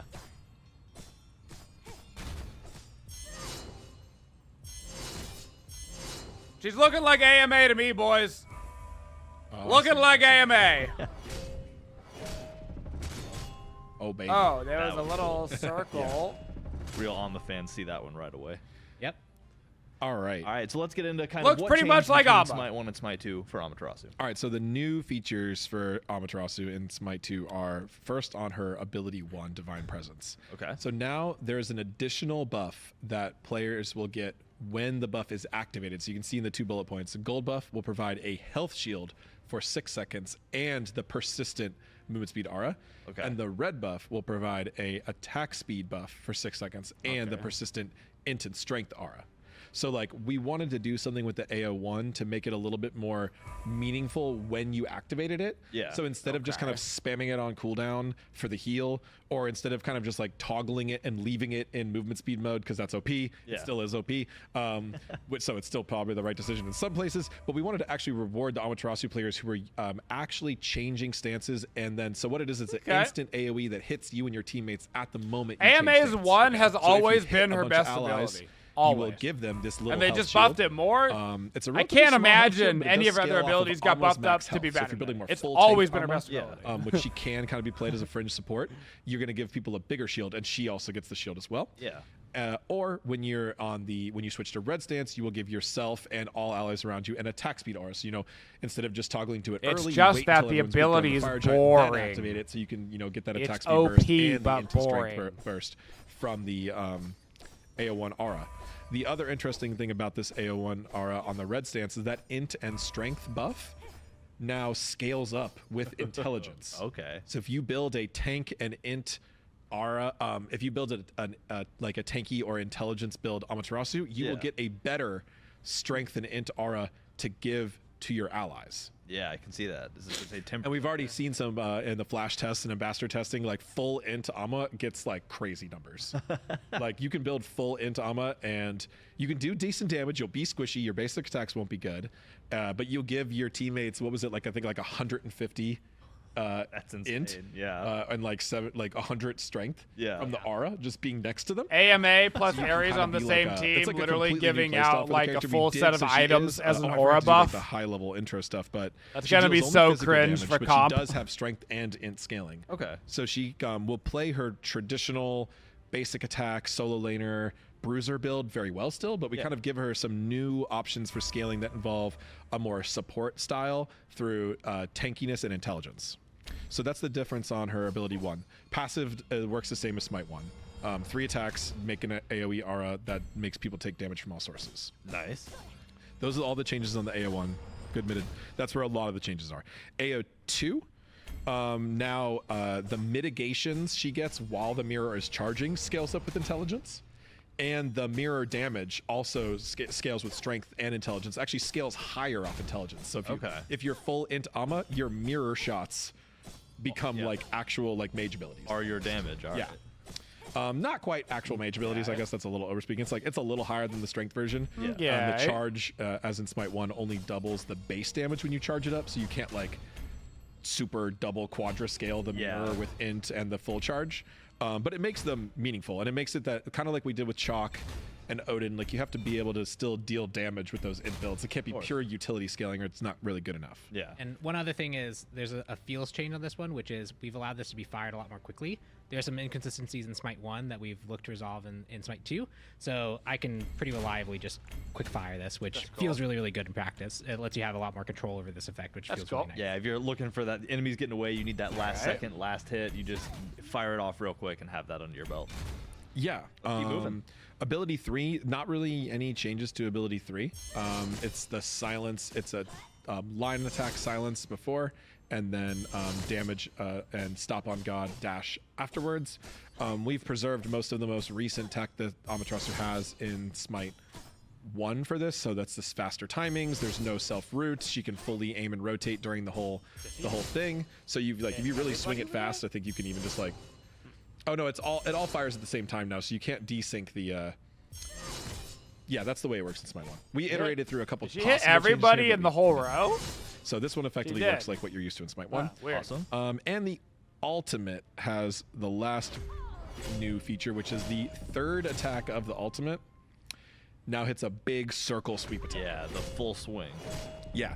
So you have to hit a god, just like Smite 1, you have to hit a god for it to progress to the next, or not a god, have to hit a target for it to progress to the next stance. It's going to do increasing damage from the first, the second, to third hit. It's going to do just damage, and then damage plus slow, and then damage plus stun on the third hit. But now this third hit is I mean, she'll probably be valuable. A little bit longer animation time. If not for anything but her one, just like the way she was in Smite 1. Like, AMA running around and buffing your team was like already a thing. It sounds like it'll still be a thing. Team fight. For me, for sure. A lot. For and kind me, of a few of the AMA is one of the most boring gods in Smite. Kind of let I think she's bottom 10 most boring. Did that anyway. She was kind of like a. Her kit is very She might struggle a little bit in the early game or need the jungle to come by a few more times than another solo laner. But plenty of people that love her, and that's great. But she's basically the exact same. I will not be playing a lot of her. And that's kind of like what sets her aside from the other warriors, the other solo laners. So they don't all feel, too similar. So really trying to make her unique features shine. So that's essentially, really playing up those AoE. And yet you like Ramana? What can I say? Skill related. Stepping on people's heads is a big baby. And scaling really does it for me. And then this larger conditional CC that she can really use to change a whole team fight in a way she couldn't before. Yeah. Oh, there it is. I was just thinking the combat blink for the third hit into the middle of the team goes incredibly hard. And all of that isn't even a commentary on how beautiful this looks, or like Amaterasu looks moved into Smite 2. Like obviously our team has done a lot of work to bring the character from that old engine into the new engine, and the effects look beautiful and the character looks beautiful. So yeah, the shield's nice and gold like the sun. Yeah. Also her clothing has like actual like the clothing's a missive itself, which is cool. That is really cool. The mirror is golden now as well. Did you just say that? Sorry. Yep. There was something. Sorry, there was something else I was gonna say. No, I forgot it. It's okay. But yeah, we're trying to keep a lot of the Smite 1 parody here. A lot of Smite 1 feels, the polish things you're used to. Pretty much just exactly Smite 1. Things here in a few key places Smite really 1 make right there. the character work. Oh, the passive meter. Did you touch on that? It's like it's updated art, but it still functionally shows what you're used to. It shows the stance you're in, and it shows the mirror charge. Well, it looks like it might be. It's all of a sudden it's broken. Maybe we cooldown cheated it too much. Yeah, I think I cooldown cheated it too much. Unfortunately, it will show. Don't worry about that. Just dev things. Just dev things. Was there anything else? Was there anything else? That was going to be my question for you. Because otherwise, we do have I think we shortened a little bit of the post fire on the dash. So if you dash into a god, the time you can start attacking is faster. Okay. Another thing I just want to get ahead of on the dash is like we currently have some god body blocking bug that we are aware of that we're still looking into fixes. Not for this patch, but probably a future patch. But it can result in if almost right on top of someone, you might feel like you're going to hit them, but you dash through them, which I know is something that people like historical complaint about this goddess. They really want us to fix. That's so you might a copy-pasted bug from Smite 1. Body blocking issue, not so much the copy-pasted bug. Okay. So you might encounter that rarely, or at certain gods like Mordred with his interact dash. Yeah. Things like that are really tight on collision and people dashing through each other, you might like feel like you dash through someone, but it is like overall I think really clean upgrade of the character, and a lot of these pain points we were aware of in Smite 1 we're hyper aware of in Smite 2 and making sure we don't reintroduce and make sure those bugs are fixed. Awesome. Well, and as always too, we'll be looking for y'all's feedback once this goes live. We're looking for people to play Ama to, if you honestly, have that bug, let us AMA know has been the most boring part of the patch for me. And why it happened. Otherwise, just let us know how the character feels, especially if you played Ama a lot in Smite 1. Sorry to say Ama, man. Smite 2 just not my thing. thing. Be really helpful for us because we can continue to refine that experience and stick to the strictly better mantra that we have lived by over here in the world of Smite 2. But that's not the only god that we have coming here. We have Nuwa as well joining the Smite 2 crew. Yep. So yeah, this god's got a lot of new stuff. Yeah, Nuwa. There we go. That's exciting. Was perfect. She didn't really need anything, but we wanted to give it to her anyway, right? Interesting, Ajax. He thinks Ama was perfect. Like correct me if I'm wrong, as the most played god in Smite. That is true. As of the most recent stats, Nuwa is the most played, the most individual play minutes total in Smite 1. Yeah. Dedicated to Nuwa. More than Neith. But more than Kukulkan. Yeah, crazy to think of, the right? The most played character in the game by the most fair way of measuring that. Yeah. But, we looked at that and said, that's cool. We still think that we can make some really fun, impactful changes, and that's what we have here. So are we able to, you good for us to hop in game? Yeah, we can hop in game. I'll just show off some stuff. A lot of the stuff might not be as obvious. That's why Nuwa is getting added. Yeah, again, true Nuwa the most popular character, apparently. Let's see the kit. Let's just do this first. Okay. Let's get them. AoE route now. Oh, those minions were a little funky. Just the effects. We're just gonna keep walking backwards here. Man, I'm still hitting from really far away. That's wild. I wonder what did that. That's weird. All right, well, let's start talking about it. So what is new with Nuwa? Okay, so Nuwa mainly has... Nuwa really wants to focus now on the kind of 5 strengths of the elements that she has within her kit. So that's wood, that's water, that's way earth, more exciting. That's metal, and that's fire. And each one now has some adjustments to it. So the first one is Strength of Wood. That was her original passive where after 5 auto attacks, her next auto attack would root. That's now cooldown based. So after 15 seconds, your next attack will just immediately fire and it will root. So you can see that was up there. It's building up. Nice. Every successful auto attack will jump that up more and more. So as you successfully auto attack more and more, you'll get that more and more frequently, and you'll be able to root again. That's both. Yes. So that's its first change. It has some interactions with the other parts of the kit. We'll go through each individual strength, and I'll kind of show you how they combine. All right. The next strength, the Strength of Water. So this is the strength that she gets when she's used her fog ability. And this one is just a buff that she and her allies get. They get her move speed, and you can see that it actually persists quite a bit outside of that. Oh, yeah. That one is more just kind of this buff that she brings, not too much different than what we saw before. This is a shout out to the old. There's a couple hidden things here. Shout outs to her old kit, her old kit. Yes. The second one is Strength of Earth. Strength of Earth is granted, and you can see your passive meter updates as she gets each of these strengths. Yeah. Strength of Earth. Previously, these minions, when they charge and locked onto a target and dashed at them, ignore that they are doing some stuff with cooldowns. They'll do some weird things with cooldowns. But it used to be that charge would give a penetration to the target. It would actually shred their armor. She now just gets Strength of Earth, which grants her immediately pen that she can use on anyone. Okay. It's no longer tied to the minions actually having to attack someone. Yeah. She just gets that benefit out the box. Pop your did you mention that on 2 and then ulti, I guess. Mysterious Fog, if allies step through it, they get the movement speed buff for the duration? Okay, sorry. I'm reading chat, so I'm just like double checking if anything else missed. All good. Awesome. So those would just allow the movement speed buff and that penetration just makes it a lot more accessible. Yeah. Now, the next biggest change is going to be on Shining Metal. You fire it, it does the things you expect. It blows up the minions that charge forward. It does the things that you know. But you can see that I actually have a Strength of Metal buff. Yeah. And with Strength of Metal, it turns my auto attacks into AoE auto attacks. Oh, that's so cool. So this opens up, just immediately opens up a whole bunch of different build varieties. But 2 of the main things are each successful auto attack lets Strength of Wood come up sooner, which includes the AoEs. The AoEs. So triple stacking the speed of the root. Okay, you're getting the root a lot more quickly, and it will spread the root itself. So that's how I was able to root all the other Ymir's around. Yeah, and it's people are asking if you have the root charged, does it consume on fire or on hit? It consumes on fire. Okay, so that's the. It still consumes on fire when your root is up. He's seeming pretty strong. It's gone. Yep. Okay, sorry. Pretty strong. And then the final one, which is after you ult, you get Strength of Fire. The ult works very similarly. It does damage, globally reveals targets, hits everyone on the map. But now I have Strength of Fire, and this now turns my auto attacks into very, very long range auto attacks. Yeah, that's huge. I want to say it's something along the lines of like 40% or 50% larger. Like it's significant. Like how far I have to actually walk forward to start hitting this Ymir again. So now our powers combined. So if you were to do things like Strength of Earth, ult, you get the pen for this ult, which is really, really good. And now you now have super long range AoE auto attacks that could root if you hit enough people and throw that out. These all stack on top of each other. That's a very strong character. The base kit largely functions identical. You have that's what I'm talking that about. Likes to use. Right there, that's what I'm talking about. Minions into the explosion combo. I want the gods to be busted. But now you just have this whole loop layered on top. If everybody's OP, then nobody's OP. But we're gonna have to buff some of the other gods because that's gonna be way stronger than somebody else. Of Old Wa.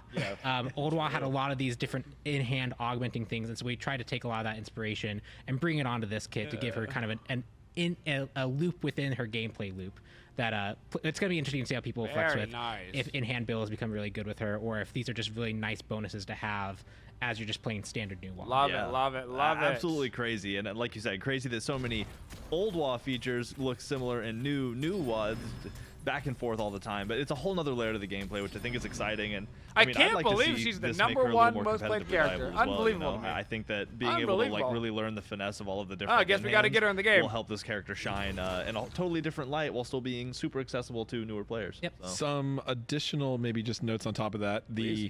At least right now, I believe we are gonna let these gods into ranked immediately. No ban window. We know people want more gods, so why would we ban ones in ranked that we just released for you? Yeah. Right? If there are any major bugs, they might be temporarily disabled. What's up, but the goal is you can't instant ban immediately enter the draft pool. You can't instant ban new gods when there's 20 gods in the game. That makes sense. Because we know people once we get more characters, sure, but for now you gotta let them get played. Yeah, I don't have too much other concrete evidence things to talk about on that, but I did want to shout it out. So that makes sense. So thanks, Dandy. But we're seeing a lot of discussion about the gods and which ones you want. We appreciate all of you having those conversations. We're not going to make any official announcements right now, but we are seeing that feedback. We're taking it to heart. We are looking at which gods we might be able to do sooner versus later, how we might be able to get even more out faster. All those types of things are in progress. We are working towards those. Yeah. The spoiler list that's been going around is not fully accurate. Even before we started planning changes, it was not fully accurate. It was not that far off, but it wasn't fully accurate. So we are, taking that seriously. We are making 3-week patches, so 2 gods through 3 weeks is a relatively quick pace, but we're going to see if we can do it faster. We're going to do our best to do that. We're always listening to y'all's major feedback points, and we are trying to action them. Like, that's the funny thing about spoilers is spoilers might like oh wow, I found the spoiler, but it's like things change here like weekly, almost daily. It feels like so we are constantly reacting to your feedback. Our whole philosophy and strategy was to build this game with the community. So like we are open to change. The game changed a lot between true alpha weekends and closed alpha 1. Oh yeah, for sure. And now that we're in closed alpha 1, we're working towards free to play, and we have a different player base coming in again to give us more feedback, and we are going to keep pivoting as we need. Yeah. So we're going to try to make every god feel exciting every release, for sure, and we're going to try to make as many as we can as fast as we can without making major mistakes. Yeah, without like making the game unplayable. One thing, just to circle back, because I realized we forgot in the same way we did on Amaterasu. We didn't actually say what type of scaling she uses. Fair. Yuwa is deals magical damage. Yeah. And she is an int scaling character. So she scales just off int. Full magical, full int. You obviously see there's a lot of in-hand potential. You could flex around with that as well, but everything is largely int scaling. How's the crit new been doing in internal playtesting, Pompon? I mean, I think everyone's just been favoring the standard. I drop a clay soldier on someone and blow them up instantly. It is good. That's very effective. It's hard to compete with that level. Yeah, the old gold. All right, cool. But like you said, we're making a lot of gods fun and exciting, but some of them a little too fun and exciting. So let's get into some balance. All right. Starting with a few. This has been a great patch. So Mordred hit the knock on wood. Right? Not trying to jinx us before we get to the end, but I'm actually Mordred's not that OP. This is he's getting very some, good. Smaller nerfs here just to his passive. Yeah. Slowing down his wrath gain. Yeah, he had a passive amount that he was getting that's lowered, and then just the amount. If they fixed the bug on his ulti, I hope they did. I hope they did. The scary heartbeat ult. Yeah. The only reason why I don't play him, he's a cool character and he's strong, but so Ares 50% of the time I use the ulti, it just breaks. So it's like, yeah. So even though we talked a lot, I'll let you talk about Ares, but before just high level. We talked about tank itemization. They're nerfing his passive. Yeah. But there's still some tanks that we need to nerf, and usually there are some specific damage features of tanks we need to nerf. I saw one being talked about a lot in the chat. We're talking about it. Don't worry, we're going to talk about it too. But go ahead. I know which one you're thinking. So Ares, just Blessed Armaments is this aura that he really provides a lot of strength and intelligence to his team. The aura this is kind of an invisible level of power that makes him very, very effective. And so rather than just nerf it, because it was causing him to be very successful, we wanted to nerf the amount that he gives to other people, but keep the amount he gives to himself at 100%. So his internal strength will remain unchanged, but the amount that he's actually buffing his team is gonna go down. Just to make sure that it is this constantly on effect, providing a lot of power. Passive still very, very effective. Was legit the best ability in Smite 2. So again, New God Broken, Jingwei coming up next with some nerfs and a little bit of a fix to her agility. One big fix / buff, which is hard to. We wanted to get it in there anyway, even though by most accounts this is the strongest god in the game right now. Yeah. By most accounts. So we're doing a couple different nerfs. So let's see. That's a fix. So just a text fix. Explosive bolts cooldown increase. We know that the explosive bolts is a big point of discussion for her. For sure. That was her new feature though, so we don't just want to rip that right out. So we're looking at some nerfs to it. Her ability 3 is going to be adjusted in its the agility. Adjusted this ability so the speed of the dash is specifically to make it feel more like Smite 1. That's cool. That's a buff. You'll still be able to control it, but we make it faster, snappier. What it was intended to be, really.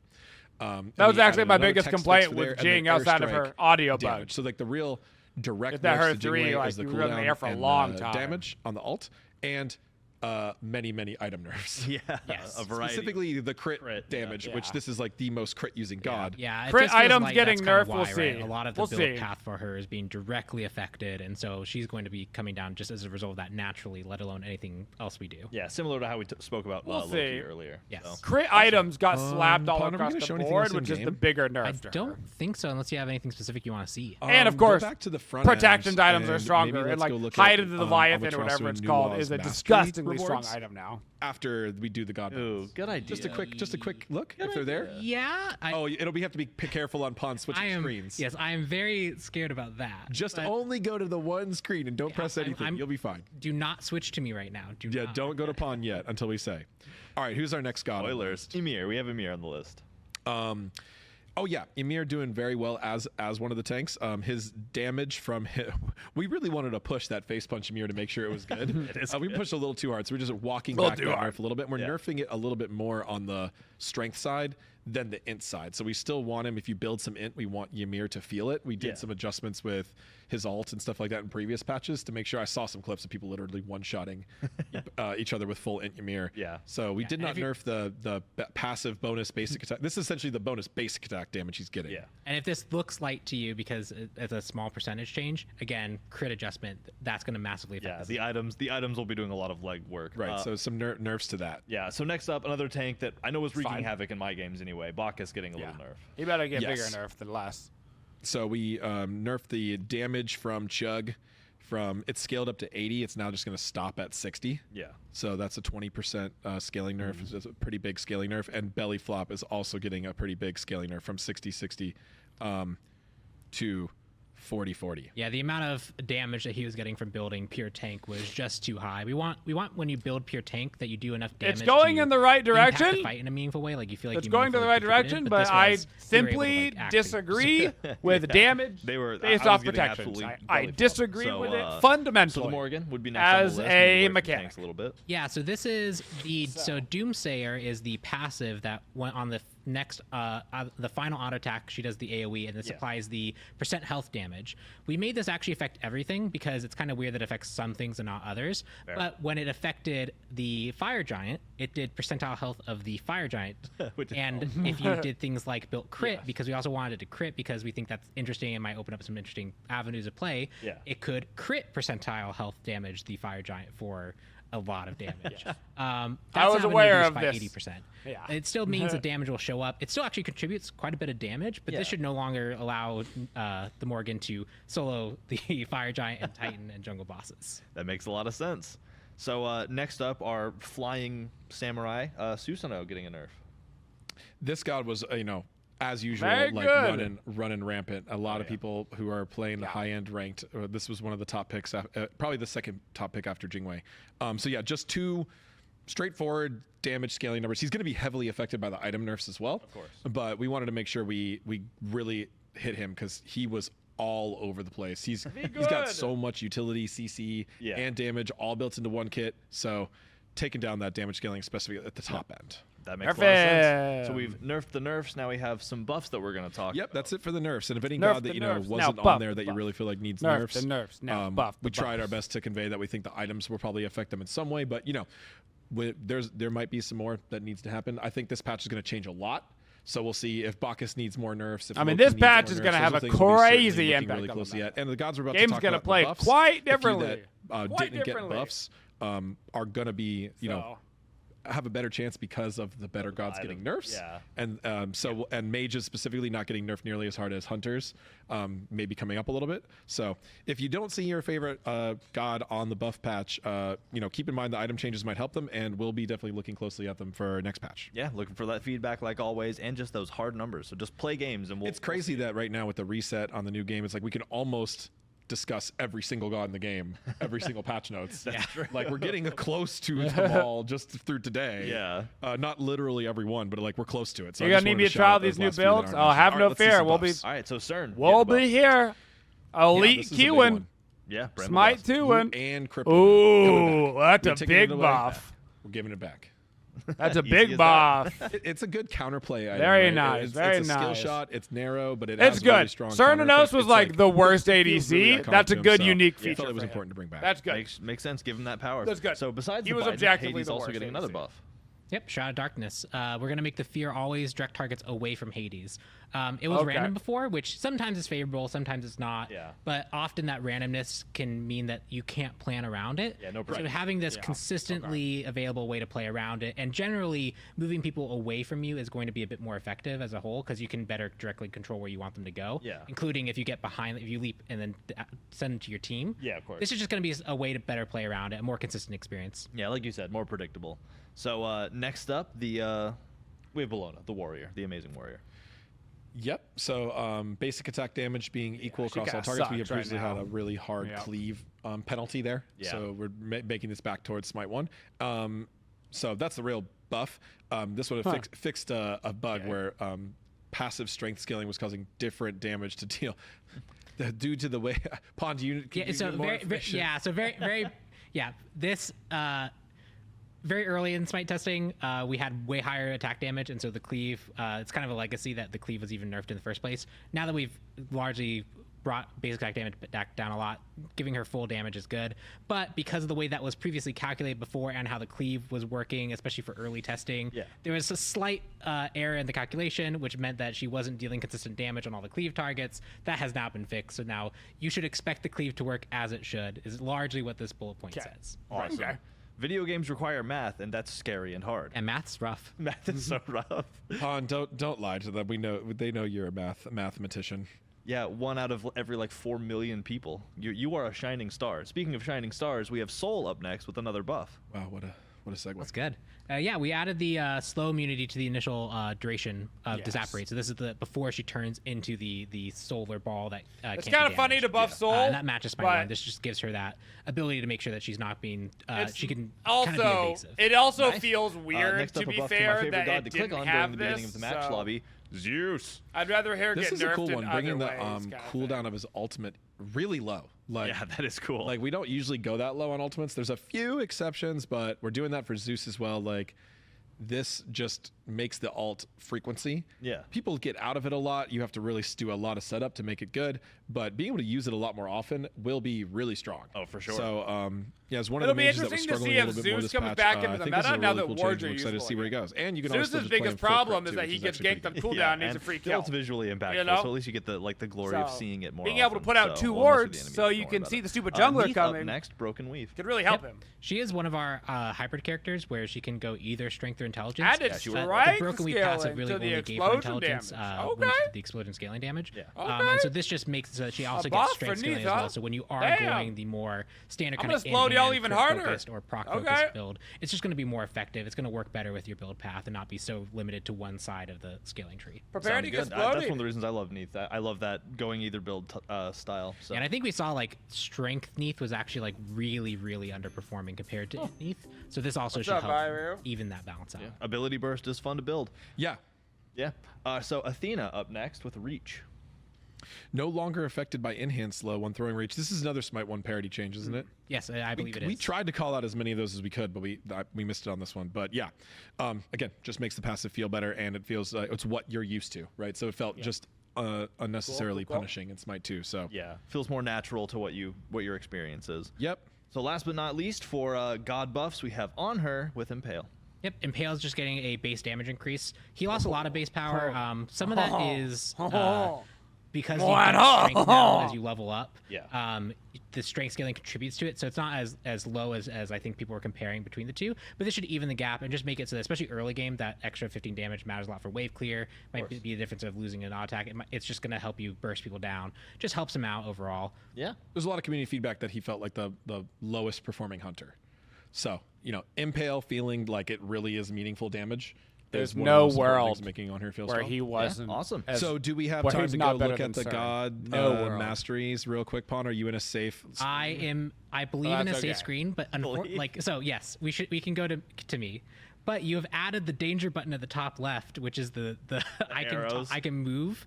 So I just have to stay away from the top left of the screen. Don't click the top. So here is Amma's mastery track. There's the shadow. Oh, skin, that's the arrow they were talking about earlier. Real quick, we can cycle through all of our masteries without needing to go out. I get it. The far left. Now I see what they were talking about. Oh, you want these? Sorry, I see what you mean. The unique tracker. Yes. So it's the mirror kills. Nice. So we're going to track how many people you've literally gotten a killing blow with on the mirror shot, which is harder than it sounds. Yeah, no, but it's a super swag way to kill someone with Amaterasu. So, okay, let's go through the track. So we got the standard objective. Yeah, standard stuff. That's the other one. Number of times stunning at least 2 or more gods with the 3rd hit of the ultimate. Ooh, that's really cool. That's a fun stat. Then we have the Onyx skin. Beautiful. We have the Opal skin. We have our global emote. I'll have to make sure I'm looking at chat for this. A lot of people have been saying the Opal one is one of the best ones. Yes, dear. The Opal skin for Amma is like one of the best Opal skins ever. This emote was a bit stressful, but I can't believe we did it. But I think it's just hilarious. I have people I need to send this to now that it's public.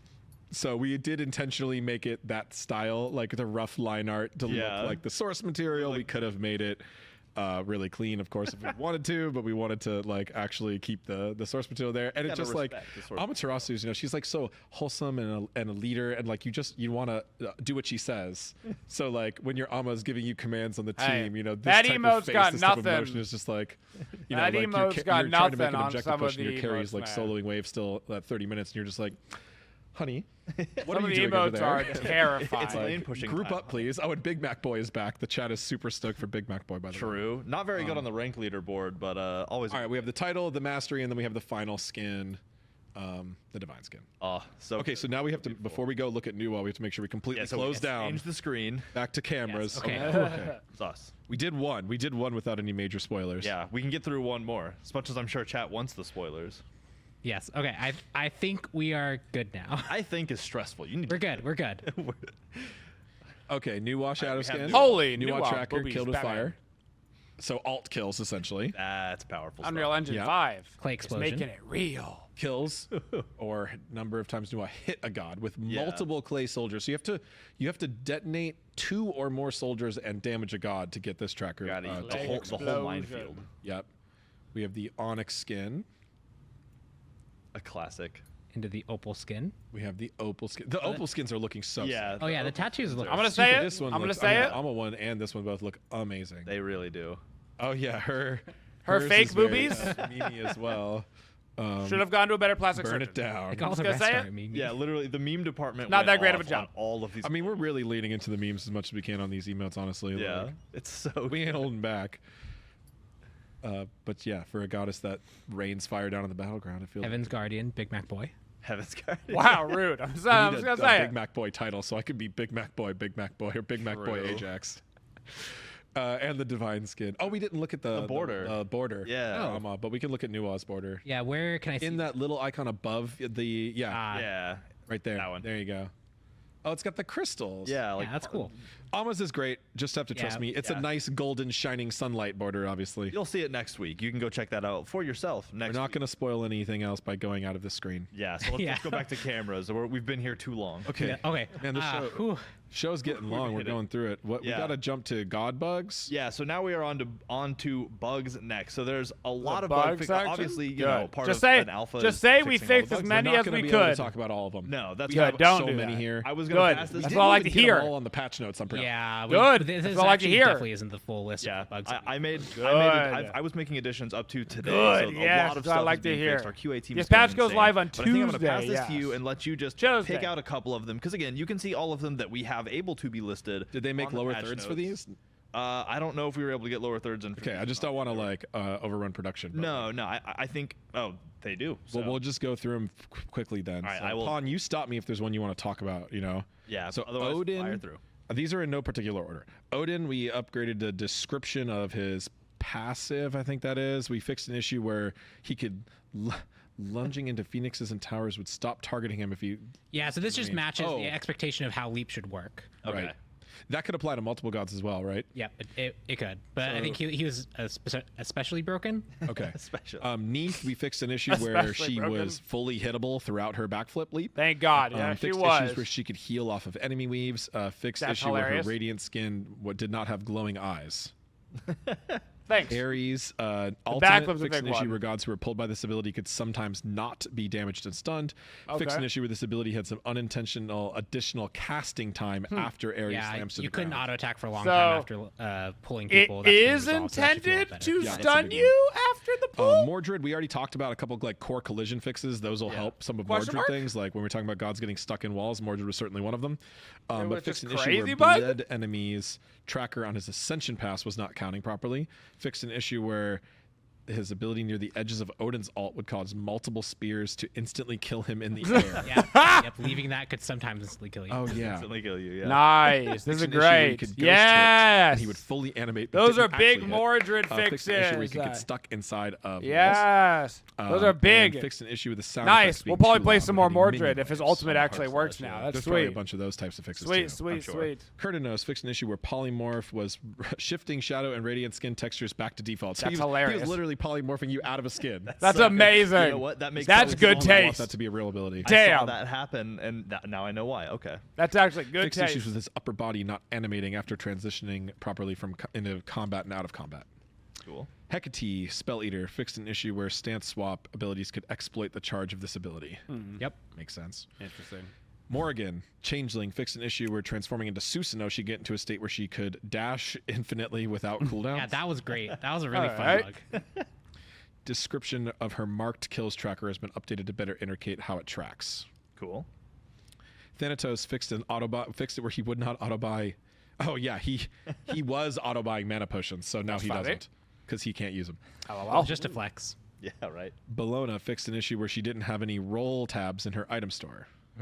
Jingwei, rapid reincarnation, fixed an issue where she could fall through the floor occasionally if client lag while flying.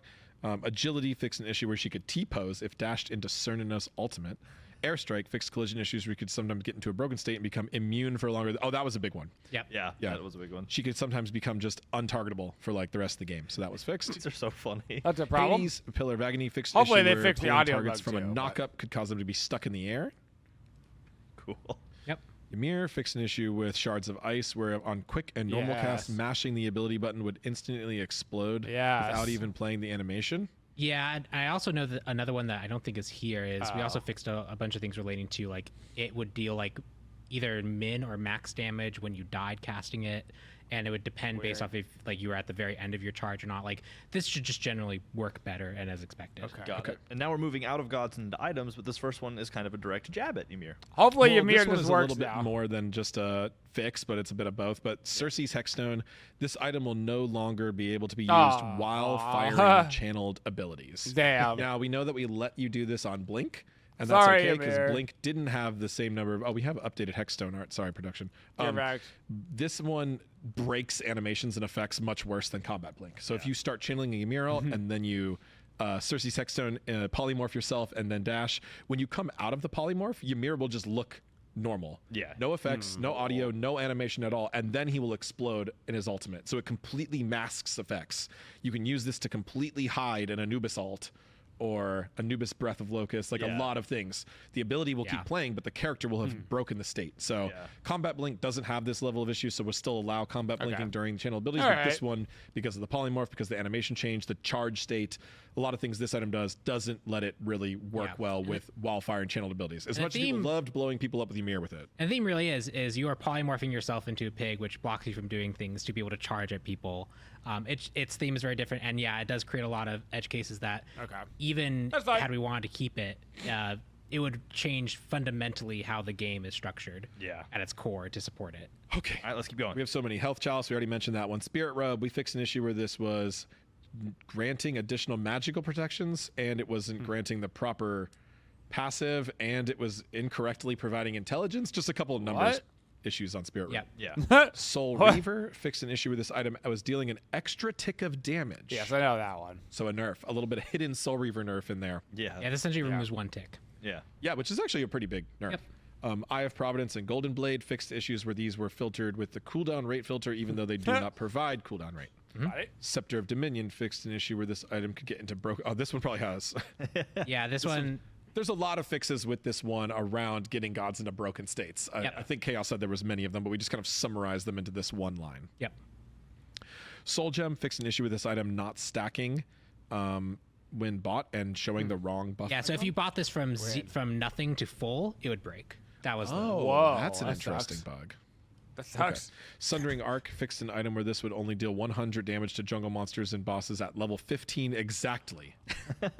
What a specific... Wow, that was the bug. It's supposed to do 1,000 at every one. It's using a table. Yeah. Because it doesn't use linear scaling, so it has to reference each number for each level. Well, there it is, guys. It's just a typo. So yeah, that's a big fix. That weird... I believe there's why also isn't our Sunder working on the Gold Fury? Icon on your buff bar if you took damage. And how about that? And Sundered, you can actually see that on your... Well, we are into UI now, so it might be in here. Fixed issues with auto skill settings not working properly. Fixed issues with the XP and worshiper bars at the end of screen of the end of match lobby. I'm gonna miss this. No more issues with the crowd. I mean, I think those bars are the end of match lobby is still very tough. Yes. We have a whole rework in progress, so like it's probably going to still have some issues. And a match or fixed an issue where the crowd arena crowd would keep playing and cheering throughout the end of match lobby. Party queues fixed an issue where members who weren't party leader would see searching for a game time always at 0000. Arena gift text, fix the text. Ranked UI, fix an issue with the rank displaying a blank icon when a god isn't selected for a ban. Fix an issues with text appearing over other menus during god selection ban process. Friends menu, fix an issue where console users could get stuck on certain tabs. Invite pop-ups, fix an issue where console users where the invite pop-up wasn't highlighting the accept or decline button properly. And now we're into general gameplay, the last little section. Stealth ability fixes. A lot of people ask for these. So fixed issues where characters could be broken out of stealth early, Loki and Morgan, usually by using an active aura or getting a different other gameplay effect, which is, just like a buff or debuff. Yeah, Ares often broke if you ever walked into range of him. Sure it did. That explains a lot. Sure it did. That makes sense. Conquest fixed an issue where tower sound effects were playing in rapid successions when enemies died in the radius. Great amount of bug fixed an issue when oracles would get all stretchy when they died. Great I saw a lot of people report that. No! Was a good one. Yeah, we knew about that one. No, my favorite bug. With components not my taffy boys. After leaving the fountain. My Laffy Taffies. Stores through my controllers. Laffy Taffies. Kind of already touched on these at the beginning. Fixed undo. Disconnects. Fixed a variety of issues that could happen if clients would get into a bad state if they would disconnect and then reconnect, or they could potentially get reconnect as a spectator instead of a player.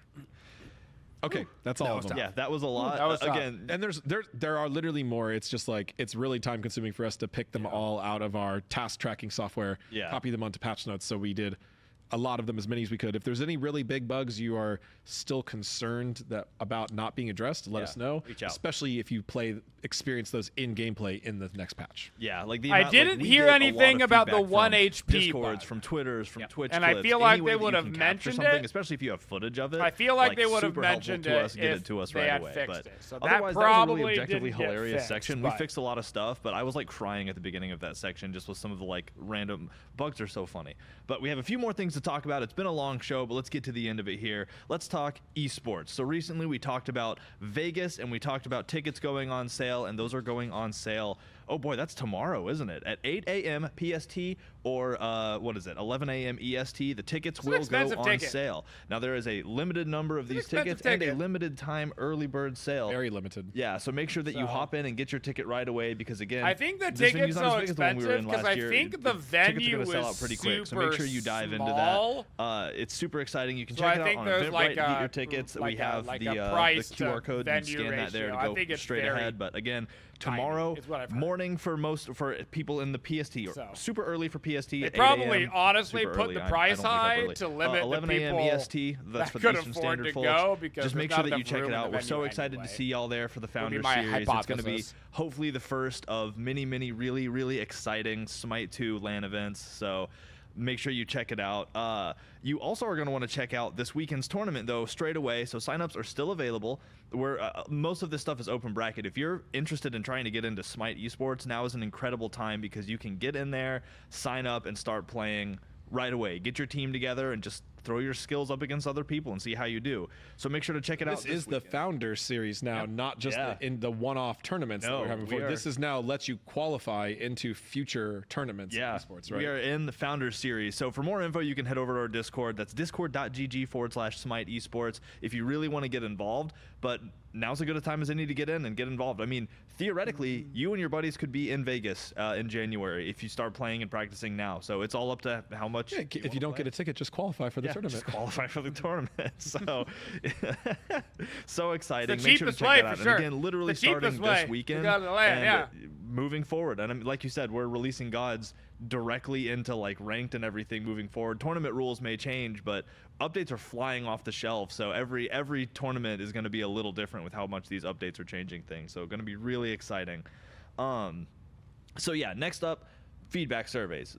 Like we talk all the time about how important y'all's feedback is. I just want to underline, bold, asterisk, feedback is important. We send out surveys all the time. We have them available in game, usually through our Discord as well.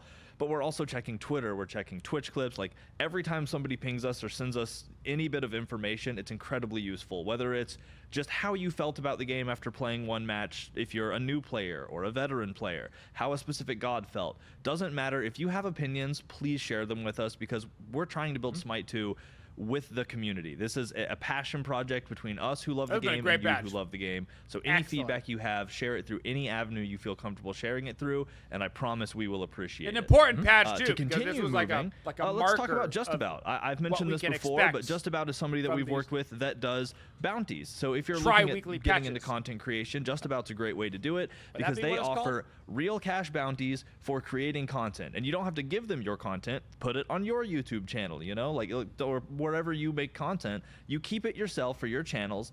but you can go and claim those bounties as a little incentive. So it's a good way for us to say, hey, we're releasing new gods. We would love content that teaches new players how to play these gods. You get a bounty. We get content that helps our new players out.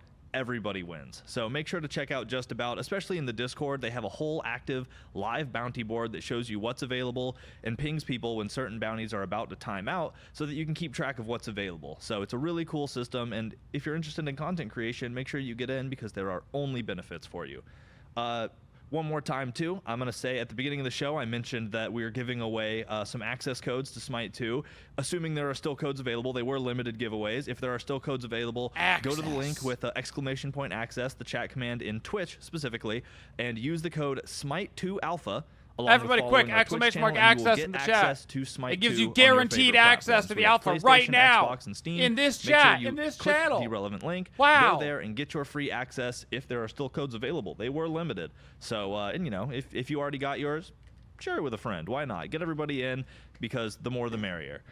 And last but not least, one change, and I know we talked about this on socials recently, but one change that we did recently to help people out who just weren't able to get their value out of the cross-gen passes in Smite 1 is we recently employed a change because the cross-gen pass, it's in the name. Those skins and the cosmetics are cross-generational between Smite 1 and Smite 2, but we know that people they want the Smite 2 content. They don't always have time to grind for the Smite 1 content or to earn the battle pass levels. So we went ahead and made a change so that if you purchase the cross-gen pass in Smite 1, you will immediately get both of these skins unlocked in Smite 2. You don't have to go through the levels to earn them, which you will still need to do in Smite 1 if you want to show off that skin. But if you own the cross-gen pass, if you buy the premium track of the pass, you automatically get both of the skins unlocked in Smite 2, so they are added to your account and will be available for you to use when they exist in Smite 2 right away. You don't have to grind the levels for the Smite 2 content. So that was just a little reminder I wanted to toss in at the end. But either way, it is 5 o'clock sharp Eastern Standard. Perfect timing. And yeah, I think that we're good to wrap the show. So thank y'all so much. It's been a huge update. We're looking forward to seeing y'all next week. Again, that is, Tuesday we'll be pushing this out. So a lot of cool content to go out next week. We'll be looking for your feedback and hopefully a lot of fun times of gamage as well. But anything else y'all want to add as we wrap? No. Thanks, everyone. Yeah, thanks so much for all the feedback you guys have been giving us, and we'll see you later. Yeah, thank you so much, and yeah, catch you later. Bye, fam. Very good patch. Very good. I don't think I have a single real big negative thing to say. I mean, the balance was mostly good. Like, maybe some things could have been like a little heavier handed or whatever, but like, with the big changes coming to conquest and the pace of the game through objectives and towers and stuff, like that in and of itself is a massive change. So it's hard to know exactly how strong different characters are going to be because of different power spikes, and they reworked how much gold you're getting. And so it's like, maybe that nerfs Jingwei because it takes her harder to get to late game where she becomes super OP, and maybe there's more time in the early game, so all of a sudden Anhur's much stronger because of the base damage on his impale. Like that kind of stuff is really hard to tell until you get hands-on. But overall, man, elite queue for ranked, a ton of good bug fixes, a ton of balance, 2 new characters, even if one of them is AMA, who, to all the AMA mains out there, thank Ajax for clearly pushing that one through for you guys, because I know there's not a lot of you, so everybody gets one. But New Wall looks super dope with her changes. That's great. If this is like the standard that they have set for their 3-week patches, I think that this is a really good pace to be on. Obviously, it's still going to be a long time before Smite goes free to play. I still, on this pace, think that we're looking at 7 to 9 months would be my guess at this pace. But I think that, this is good. This is a good pace to get Smite 1 players interested and moved over to Smite 2. And if they keep those 3 weeks doing the bug fixes and the new stuff and the content and all that, I think that it will start to add up very quickly. And Smite 2 will become more popular within the Smite community at a faster rate, which is good because step one is we got to get the whole Smite community on board with Smite 2 because we have to do that before we start working on getting non-Smite players on board. But this is a great start. Very happy with this patch. No complaints. Honestly, 10 out of 10 for me. I have no issues. Assuming that they don't, patch it and then it all blows up or whatever, but that's a separate issue. But thank you guys for coming out to the stream today. Big flexes for each and every one of you. Hope you guys have a wonderful rest of your day. Hope to see you all bright and early tomorrow morning to finish up our day with some Friday action. And as always, folks, have a twitching day, y'all. Thank you for supporting the Twitchiest community. If you'd like to see more videos, make sure you subscribe to the channel and always hit that bell for notifications so you don't miss any of the upcoming videos. Thank you for all your support and have a twitching day, y'all.